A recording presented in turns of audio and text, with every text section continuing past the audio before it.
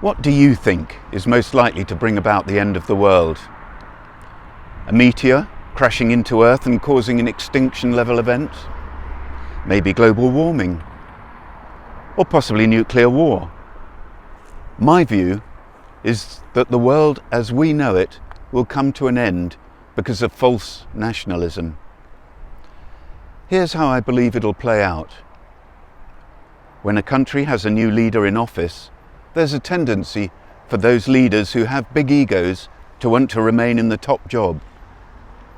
They'll do whatever they can to keep their role as the premier, the head of government, the leader of their people. Leaders may claim that they are the only one who is strong enough to protect the country from external threats. For this to be a credible claim, they need a credible enemy, someone to pick a fight against and to create in us a fear of the other. When this escalates, the resulting war, economic or military, is usually unjust and appears to be solely created by those in power to support their view of the national interest. The population who make up the enemy, the other, are probably just as fearful of us as we are encouraged to be of them. The real fear should be not of each other, but of our autocratic leaders. Our primary protection against authoritarian leaders and the fear of war they create in us is its democracy. Well, specifically, liberal democracy. This ensures that we, the people, have the freedom to choose our leader without interference. Liberal democracy requires laws that limit the power of the leader. It's also essential that the rules put limits on their power so that it is almost impossible for leaders to change the laws back again. That's because many leaders will exploit every loophole to change them to improve their chances of remaining in power. To exist, liberal democracy needs an independent judiciary to ensure that leaders are held to account for obeying those laws.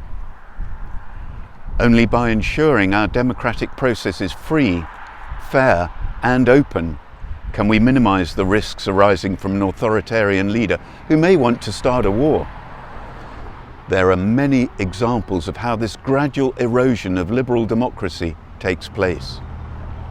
It usually starts in quite small ways, inconspicuous at first, then becoming more insidious, until finally the checks and balances that limit a leader's power are completely removed. Examples are plentiful, starting with one which was most relevant to my father's Kindertransport rescue, namely Hitler's rise to power.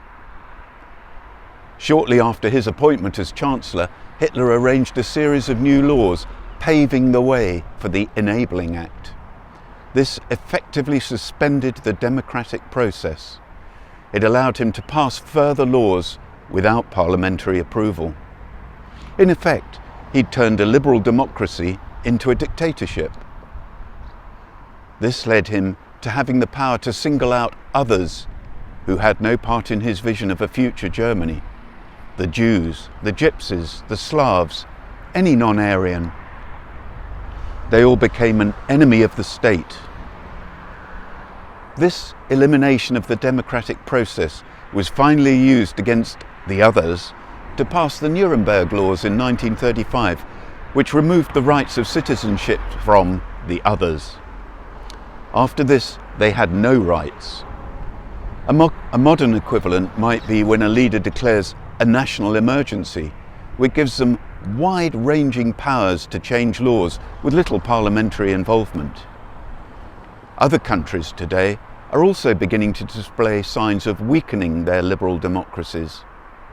There are examples all over Europe of the rise of false nationalism, of leaders who are changing the rules for their benefit, such as in Hungary and Slovakia, with other countries about to do the same. I'm standing here at the border between Slovakia and Hungary.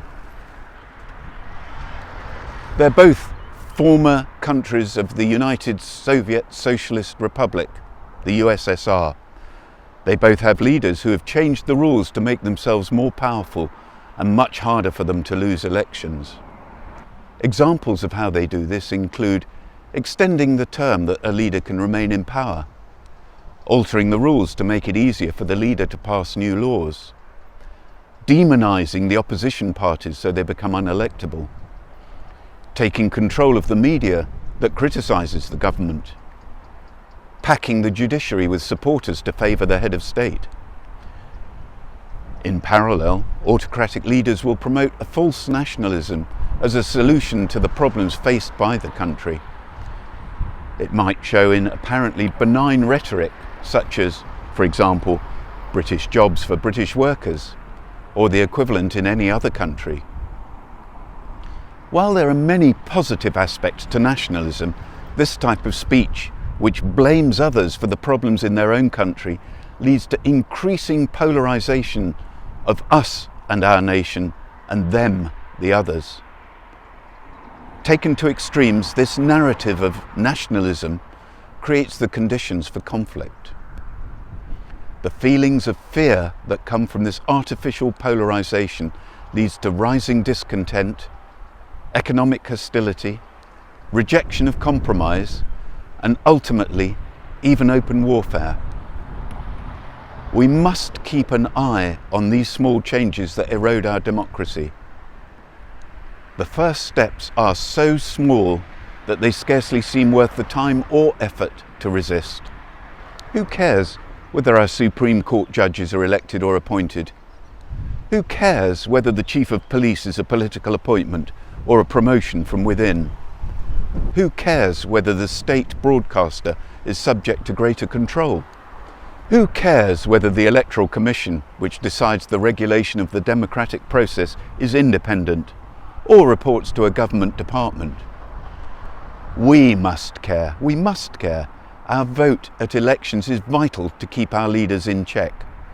It's only at the ballot box that we have any power, and where we choose who to give it away to. In the UK, we're fortunate to have a liberal democracy, which, although it's not perfect, it's better than many.